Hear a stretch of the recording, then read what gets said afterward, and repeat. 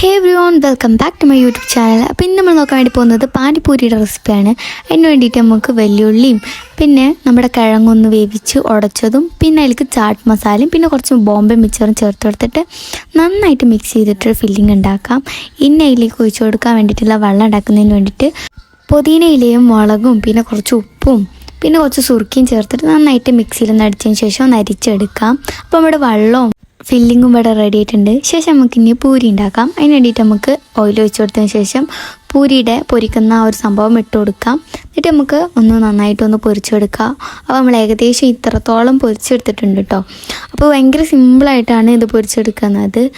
ഇനി നമുക്ക് ഇതിൽ ഈ പൂരിയിൽ ഒരു ഹോൾ ഉണ്ടാക്കിയതിന് ശേഷം നമ്മുടെ ഫില്ലിങ് അതിലേക്ക് ഇട്ട് കൊടുത്തതിന് ശേഷം കുറച്ച് ആ ഒരു വെള്ളം കൂടിയും നമ്മൾ ഉണ്ടാക്കി വെച്ചാൽ ആ വെള്ളത്തിൽ നിന്ന് ഒരു 2 സ്പൂൺ ഒഴിച്ചതിന് ശേഷം ഒരൊറ്റ ഇടല വായിക്ക് നല്ല അടിപൊളി ടേസ്റ്റാണ്. അപ്പം എല്ലാവരും വീട്ടിൽ ട്രൈ ചെയ്ത് നോക്കുക.